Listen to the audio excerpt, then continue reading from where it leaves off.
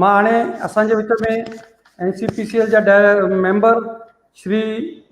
Doctor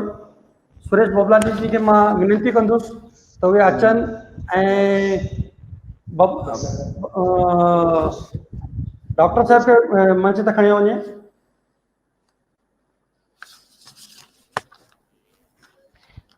मेहरबानी रतन चावला जी। हाँ doctor साहब हरिओम। सभी का पहिरियों तव्हांखे वाधायूं।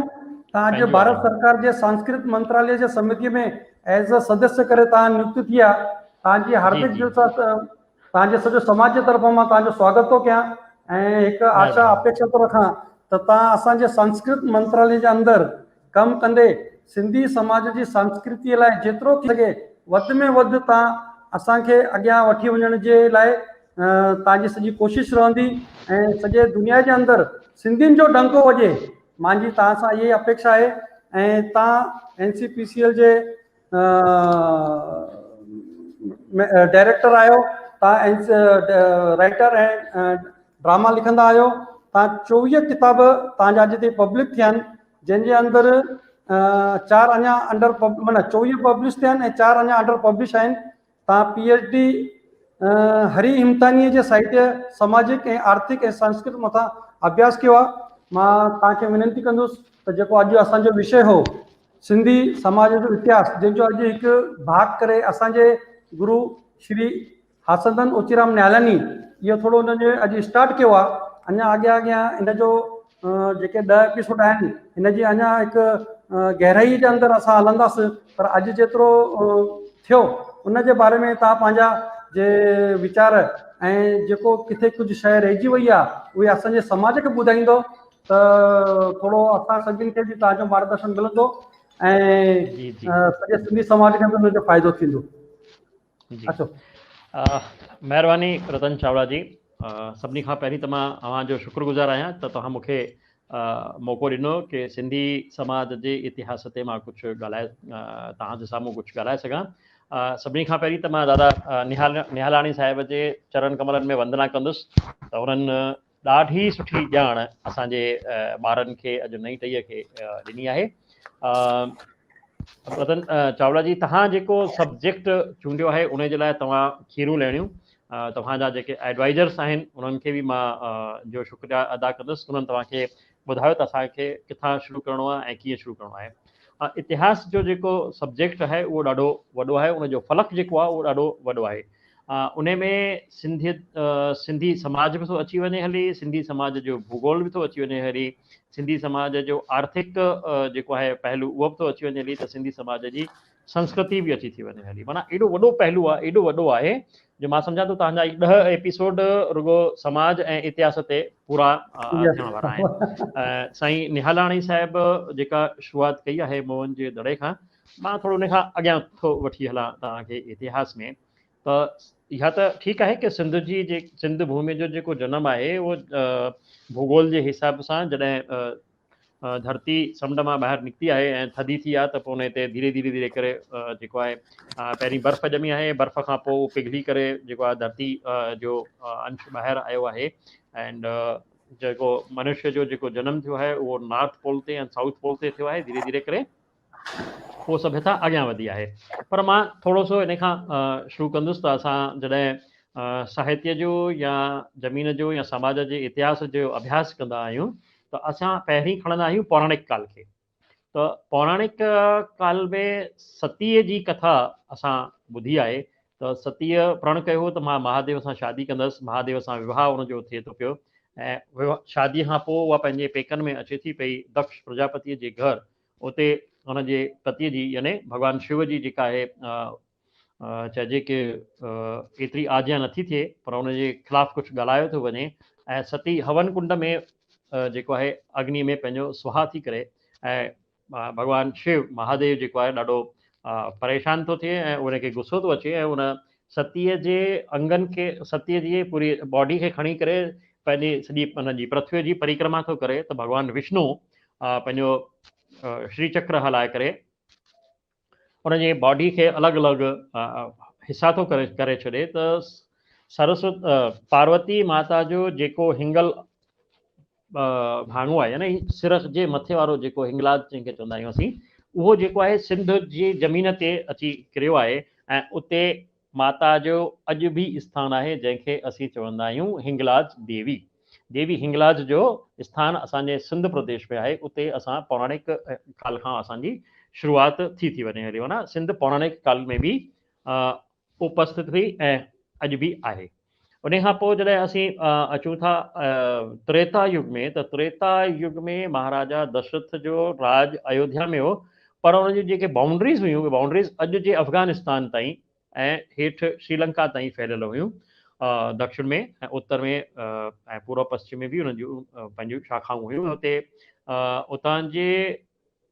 राजा जी धीउ कैकई हुननि जी राणी हुई, माना अयोध्या जे राजा जी राणी कैकई हुई जेका सिंध जे राजा जी राजकुमारी हुई।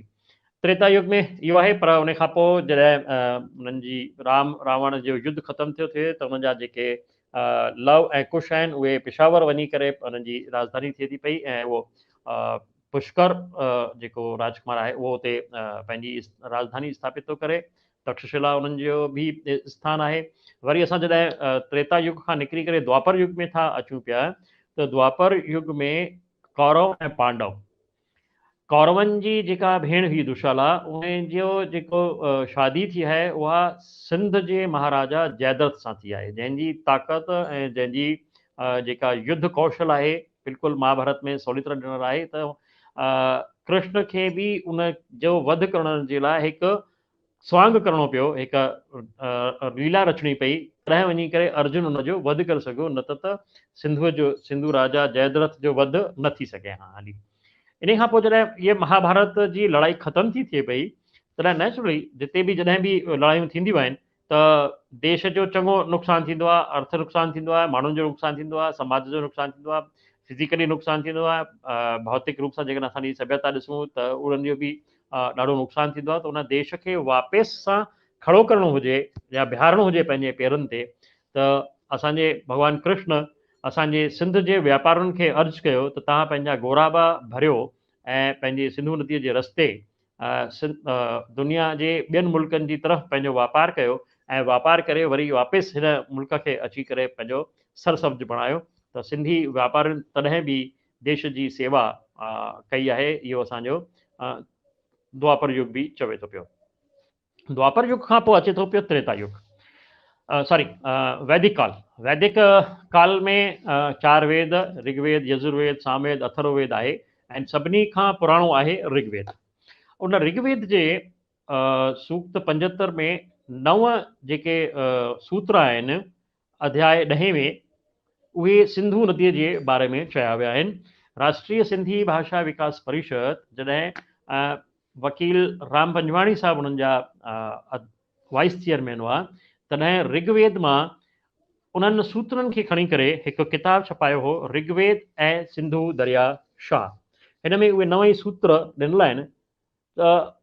ऋग्वेद में गंगा जो उल्लेख न आहे, पर सिंधु ऐं सरस्वतीअ जी जेका आहे ॼाण ॾिनल आहे। इन में सिंधुअ जी उत्पत्ति, सिंधुअ जो वहिकिड़ो ऐं सिंधुअ जे किनारे ते जेके राजाऊं, जेके ऋषि मुनि थिया आहिनि, उन्हनि ऋषियुनि मुनियुनि जो हिन में पूरी ॼाण ॾिनल आहे। हिन में ईअं बि ॼाणायल आहे त हे सिंधु, तुंहिंजी जेका सघ आहे उहा 7 नदियुनि खां बि वॾी आहे। माना सिंधु नदीअ जी उत्पत्ति जेका थिए थी पई, जेका दादा निहालाणी साहब बि ॿुधाई आहे, उहा तिब्बत जे हिमालय पहाड़नि में थिए थी पई ऐं अॼु जो जेको लद्दाख वारो यूनियन टेरिटरी आहे उन मां असांजी वहंदी ऐं अॻियां पाकिस्तान हाणे अॼोको पाकिस्तान या सिंध जे उन में वञे थी पई सूबे में, त माना पूरी जी पूरी जेका सिंधु नदी आहे उहा असां खां पहिरीं हिंदुस्तान मां शुरू थी थिए पई, पोइ असांजे पाकिस्तान वारे हिसे में वञे थी पई ऐं सॼे क्षेत्र खे सरसब्ज करे थी पई। इतिहासकार त इहो ॿुधाइनि था, पर अॼु जी डेट में बि जेको सखर में बैराज पुल ठहियल आहे उते उनजो वहिकिरो एॾो एॾो वधीक आहे जो अमेरिका जी हिकु नदी आहे उन जी 10 गुणा उनजी 10 हिसनि खां वधीक उनजो वहिकिरो आहे। छो जो हिन में सिंधु नदीअ में पंजाब जूं 5 ऐं लद्दाख खां जॾहिं ॿाहिरि निकिरे थी पई त उते जम्मू कश्मीर में 2 ॿियूं नदियूं उन सां मिलनि थी पयूं, यानी 7 नदियूं मिली करे हिकु नदी सिंधु थी ठाहे पई। इन करे हिनखे सप्त सिंधु चयो वेंदो आहे, हली वञा 7 नदियूं मिली करे सिंधु नदीअ जी हिकु निर्माण कनि थियूं पयूं ऐं सॼे पूरे सिंध प्रदेश खे उहा सरसब्ज थी करे पई। इहो असांजो वैदिक काल आहे ऐं वैदिक काल खां पोइ जॾहिं ईसा जी शताब्दी शुरू थी थिए पई त इन खां असां चऊं त एॾो लंबो इतिहास आहे जंहिंमें महाराजा दाहिर असांजो जेको सिंध जो आख़िरी हिंदू राजा थियो आहे उहो महाराजा दाहिर असांजो थियो आहे। उन जे कालखंड ताईं जेकॾहिं असां अचूं त सिंध जो जेको इतिहास आहे उहो एतिरो शाहूकार आहे जो पोरस जी लड़ाईअ में जेॾी महिल पोरस खे अनाज जी खोट थी पवे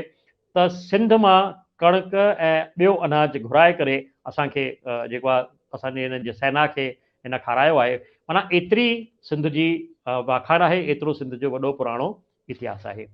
पर दोस्तो हिकु वॾी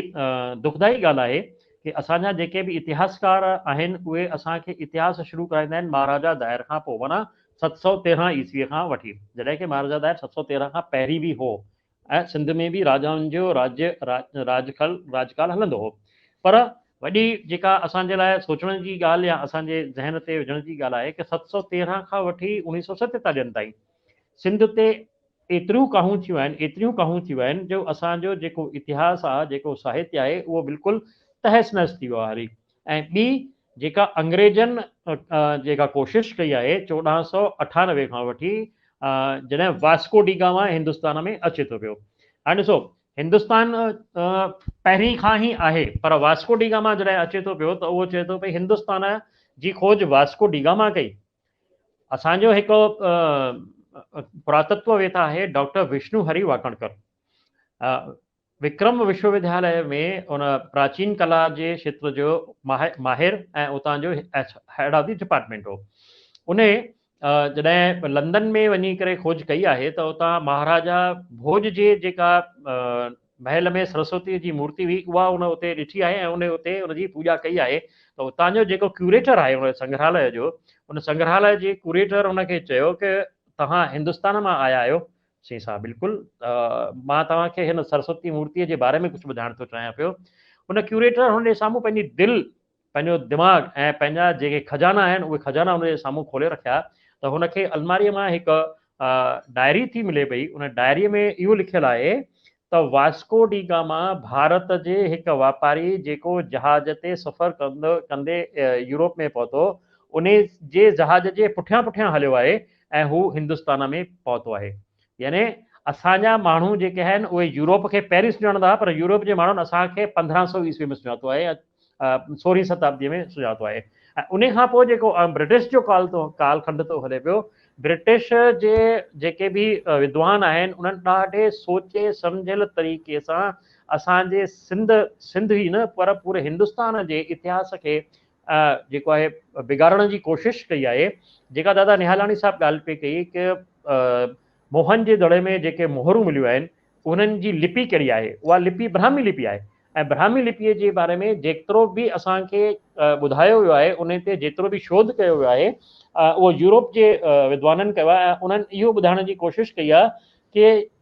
ब्राह्मी लिपि जेका आहे सिधे हथ खां उल्टे हथ जी तरफ़ लिखी वेंदी हुई, जॾहिं कि ब्राह्मी लिपि संस्कृत जी ही जेको आहे हिकु स्कूल जी आहे, हिकु हुनजे परिवार जी आहे, त उहा लेफ्ट खां राइट जीअं असां हिंदी लिखंदा आहियूं तीअं लिखी वेंदी आहे। माना असांजी जेका लिपि आहे उहा ब्राह्मी लिपि संस्कृत ऐं देवनागरी लिपिअ मां निकितल आहे। त लिपिअ जे बारे में बि हिकिड़ो इहो भ्रम फैलायो वेंदो आहे त असांजी लिपि अरबी या फारसी आहे, पर अरबी फारसी न, पर उहा असांजी देवनागरी लिपि आहे, छो जो उहा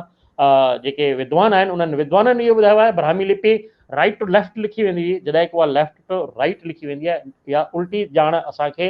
ॾियण जी कोशिशि जेको आहे उन्हनि ब्रिटिश वारनि असां सां कई। ऐं असांजो साहित्य जेको हो न रुगो अर्बन, पर अर्बन सां गॾोगॾु ब्रिटिश ऐं अंग्रेजनि बि उनखे तहस नहस ऐं ख़तमु करण जी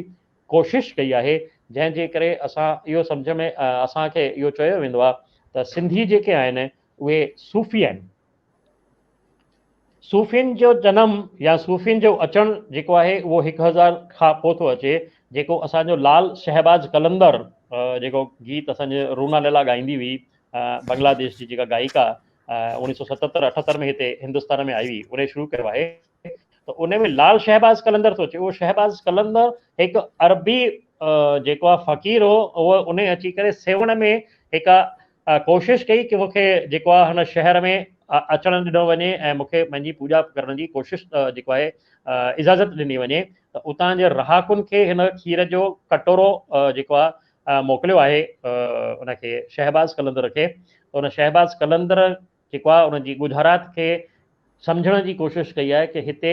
आलिम फाज़िल ज्ञान ऐं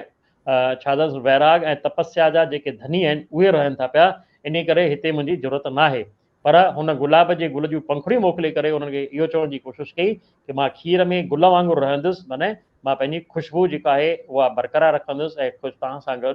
बिल्कुलु मथा छो हीअं गुलनि वांगुरु, जीअं गुलनि जा पता तरंदा आहिनि, मां ईअं तरण जी कोशिशि कंदुसि। पर उन में असांजे जेको महारनि जेको आहे सम्झण जी जेका कोशिशि कई, ओतिरी कोशिशि कई त हा बराबरि असां सां गॾु रहणु थो चाहे त असां हिनखे रहण जी कोशिशि करे ॾियूं। पर जेकॾहिं असां गुलाब जी गुल जी ख़ासूसियत ऐं ख़ासियत सम्झंदासीं त गुलाब जे गुल जी जेका ख़ुशबू आहे उहा जंहिं बि पाणीअ में या जंहिं बि तरल पदार्थ में पवंदी त उन में उहा मिलाए छॾिजी उहा हुनखे ख़तमु कंदी ऐं पंहिंजी ख़ुशबू हुन में मिलाए छॾींदी। उहो ई कमु लाल शहबाज कलंदर कयो आहे ऐं उतां असांजे सूफ़ी इज़म जेको आहे उहो शुरू थो थिए पियो। त इहो चयो वेंदो आहे कि असां सिंधी सूफ़ी आहियूं, पर भाउरो असां सिंधी सूफ़ी न आहियूं, असां सिंधी वेदांती आहियूं। इहो असांजो इतिहास थो ॿुधाए, इहो असांजा वेद था ॿुधाइनि। त इन जो एॾो इतिहास लंबो आहे जो मां सम्झां थो त मूंखे जेकॾहिं मां पूरो ॻाल्हाइण जी कोशिशि कंदुसि ऐं हिकु हिकु साल खे खणंदो ईंदुसि धीरे धीरे धीरे धीरे करे 1947 ताईं, 1947 खां वरी 2020 ताईं, त जेको रतन जीअ टाइम तय कयो आहे उन टाइम खां ॾाढो मां ॿाहिरि निकिरी वेंदुसि। पर मां हुनखे कंक्लूड करण जी कोशिशि थो कयां पियो। जेके ॿ टे मेन असांजा बिंदु आहिनि उन्हनि खे मां टच करण जी रुगो कोशिशि कंदुसि। त मोहनजोदड़ो ते मूंखे कुझु ॻाल्हाइणो कोन्हे, हालांकि मोहनजोदड़ो ॾाढो वॾो सब्जेक्ट आहे एंड पूरो हुनजी सभ्यता जेका आहे असांजी जेके स्ट्रक्चरल जेका डिज़ाइन थिए थी उहा सॼी मोहनजोदड़ो में थी मिले पई ऐं उन ते ॾाढो रिसर्च करण जी अञा बि ज़रूरत आहे। पर असांजे समाज में जेके बि असांखे संस्कृति मिली आहे या असांजे जड़ुनि में जेको असांखे भाण मिलियल आहे, उहो भाण असांखे सनातन धर्म मां मिलियल आहे ऐं सनातनी असांजो जड़ूं आहिनि। ऐं मोहनजोदड़ो असांजो जेको आहे शाहूकार वरसो आहे जंहिं ते असां सभिनीनि खे फ़ख़ुरु हुअणु घुरिजे। रतन जी, मां अॼु हिननि जेके ॿार हिन प्रोग्राम खे हींअर था ॾिसनि या उन्हनि खां पोइ था ॾिसनि, पोइ बि ॾिसंदा, मां उनखे हिकु अर्ज़ु करणु चाहींदुसि त मां जॾहिं ही अभ्यास थिए कयो साईं हरि हिमथाणी साहिबु जेको असांजे अजमेर जो ई सिंधीअ जो राइटर आहे, जंहिं अॼु ताईं कुल 11 नावल लिखिया आहिनि ऐं 13 जेको आहिनि कहाणी संग्रह लिखिया आहिनि, 24 किताब हुनजा आहिनि जिन ते मूं थीसिस लिखी आहे हरि हिमथाणी जे साहित्य जो सामाजिक आर्थिक ऐं सांस्कृतिक अभ्यास। त मूं एॾो अभ्यास साहित्य जो ऐं संस्कृति जो ऐं सिंध जे इतिहास जो कयो आहे त मां उनखे हिकिड़े नंढे से गुटके में 80-90 पेजनि जे हिन किताब में लिखियो आहे सिंधी समाज ऐं साहित्य जो इतिहास। जेकॾहिं केरु ॿार हिनखे पढ़णु चाहे त मां उन्हनि खे निशुल्क मोकिलण जी पूरी कोशिशि कंदुसि। बसि मूंखे पंहिंजो एड्रेस ऐं पंहिंजो नालो मोकिले ॾियनि त मां हुननि खे किताब बाय पोस्ट रस्ते मोकिलियां थो। हिन किताब खे ॾियण जो मुंहिंजो जेको मक़सदु या मुंहिंजी जेका ईअं चइजे कि स्वार्थ, उहो स्वार्थ इहो त हिन में जेके नंढियूं नंढियूं ॻाल्हियूं आहिनि उन्हनि नंढियुनि ॻाल्हियुनि ते अञा वधीक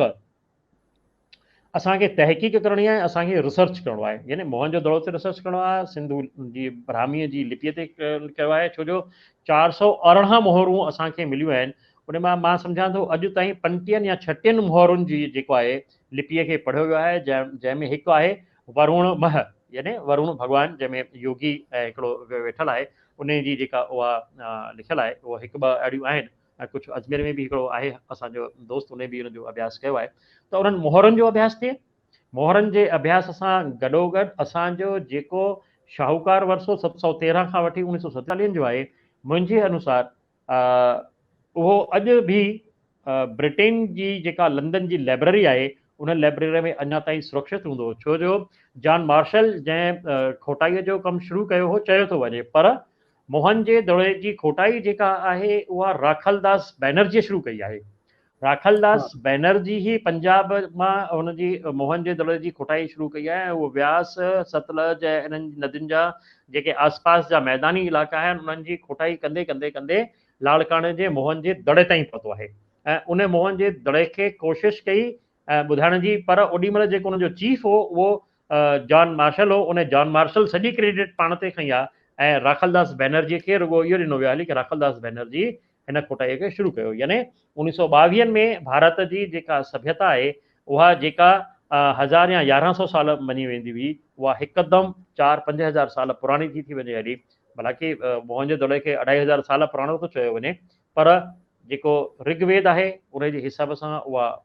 हज़ारों साल पुराणी आहे सिंधु नदीअ जे जेके मिलनि था पिया प्रमाण असांजे त्रेता युग में द्वापर युग में या पौराणिक काल में त उन जे हिसाब सां सिंध असांजी हज़ारों साल पुराणी आहे जीअं भारत असांजो हज़ारों साल पुराणो आहे तीअं असांजी सिंध बि ओतिरी ई हज़ारों साल पुराणी आहे त इन्हनि ते अञा बि रिसर्च करण जी ॿारनि खे ज़रूरत आहे मां चाहींदुसि त असांजी नई टही चाहे उहा सोशोलॉजी में हुजे चाहे उहा जोग्राफी में हुजे चाहे उहा कॉमर्स में हुजे चाहे उहा साइंस में हुजे हिननि सब्जेक्ट्स ते जेको आहे तहक़ीक़ करे रिसर्च करे असांजे समाज जे साम्हूं आणे भले उहा उन्हनि जी भाषा कहिड़ी बि हुजे उहा हिंदी हुजे या अंग्रेजी हुजे या मराठी हुजे या गुजराती हुजे कहिड़ी बि भाषा हुननि जी हुजे मां अॼु हिन प्रोग्राम जे ज़रिए न रुॻो ॿारनि सां पर जेके असांजा उस्ताद यूनिवर्सिटीज़ ऐं कॉलेजिस में पढ़ाइनि था पिया चाहे उन्हनि जो सब्जेक्ट सिंधी न आहे पर उनजो सब्जेक्ट ॿियो को आहे हिन में वेबिनार जे थ्रू मां घणनि खे सुञाणण जी कोशिशि कई आहे घणनि सां परिचय बि थियो आहे त उन्हनि परिचय वारनि सभिनी खे हथ जोड़े करे वेनिती कंदुसि त पंहिंजनि पंहिंजनि सब्जेक्ट्स में हिकु हिकु कोई विषय सिंधीअ सां जोड़े करे उन ते तव्हां रिसर्च करायो ॾिसो केतिरो न तव्हांखे ज़ख़ीरो केॾो न तव्हांखे खज़ानो थो मिले त हीअ रतन चावला जी जेका इहा वेबिनार आहे उन वेबिनार खे बि जेको आहे हिकु मंज़िल मिलंदी त हा बराबरि हिन वेबिनार जे ज़रिए असां हिन ॻाल्हि खे जेको आहे खोटे करे कढियोसीं ऐं उन ते अॻियां वधियासीं ऐं असांखे हीअ शइ मिली आहे जीअं ॿार खे टॉफ़ी ॾिबी आहे न उहा पने में वेढ़ियल तो धीरे पनो खोलींदो हिकिड़ो खोलींदो ॿियो खोलींदो वरी टियों कोने में पोइ वरी जेका टॉफ़ी मिलंदी आहे ऐं उनजो जेको सवादु हूंदो आहे उहो ॿार खां ई पुछी सघिजे थो त उनजो सवादु केतिरो आहे त जेॾी महिल इहे वर्क खोलंदा जंहिंखे सिंधीअ में चइबो न वर्क खोलींदासीं इहे जॾहिं त मां सम्झां थो त असांजे सिंधी समाज जो सीनो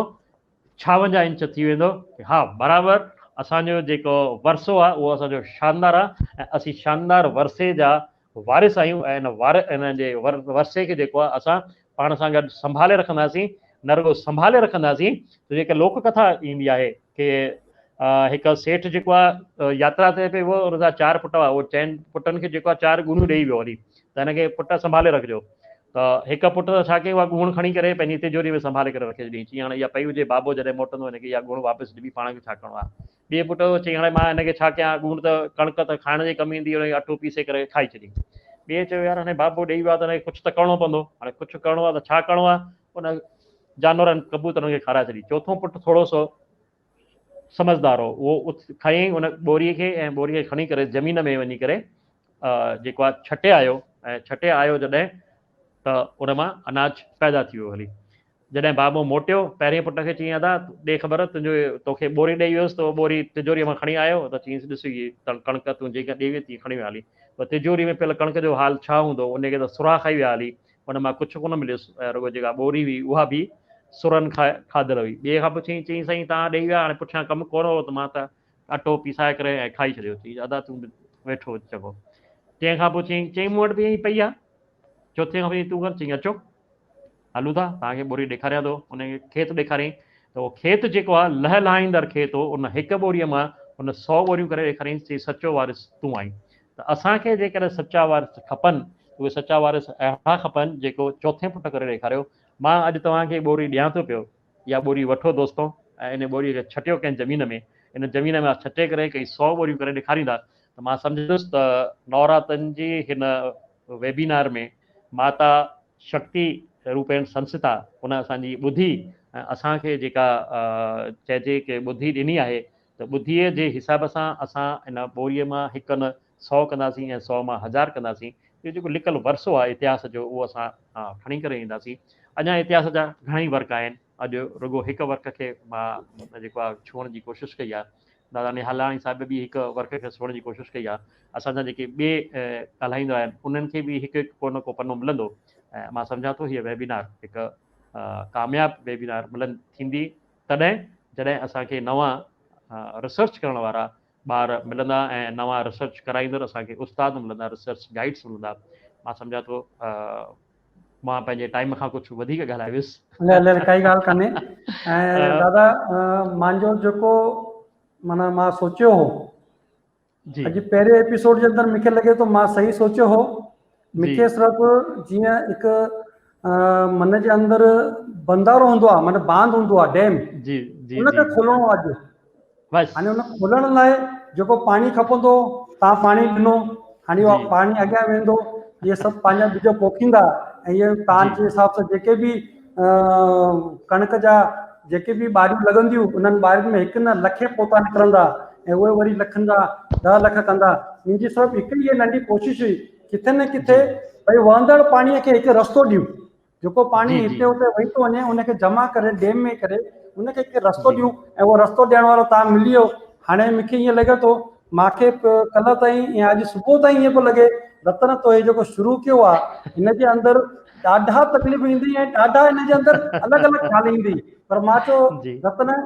जेको बि अलॻि ख़्यालु अचे पर असांजो ख़्यालु सभिनि जो हिकु आहे, असांखे पंहिंजो जेको बुनियादु आहे इहो बुनियादु पंहिंजे ॿारनि खे ॾेखारिणो आहे। बाक़ी उहो खोटे करे पाणी हिन मां सोने जूं मोहरूं खणनि या चांदीअ जूं मोहरूं खणनि या मिटी किसे में विझनि, उहो उन्हनि जो क़िस्मत आहे ऐं उन्हनि खे जेको करिणो आहे करे। मुंहिंजो कमु आहे सभु हिकु दरवाज़ो खोले ॾियनि। तव्हांजो धन्यवाद, तव्हां अॼु असांखे इंग्लैंड माता जे बारे में ऐं असांखे रामायण बि सिंधीअ में, कृष्ण बि सिंधीअ में ऐं असांजे सप्त नदी उहा बि तव्हां असांखे ॾेखारी ऐं देश शेवा जो जेको असांजो गुण पहिरियों खां अॼु ताईं आहे। असां हिकदमि शांति सुभाउ जा आहियूं ऐं अॼु खां 1000 साल 2000 साल पहिरियों बि असांजी उहा ई रीति हुई, अॼु बि उहा ई रीति आहे, इहा ई अॻियां बि इहा ई रीति रहंदी ऐं इन रीतीअ करे ई सिंधी भाषा सिंधी माण्हू जगियल आहे। अॼु तव्हांजो धन्यवाद।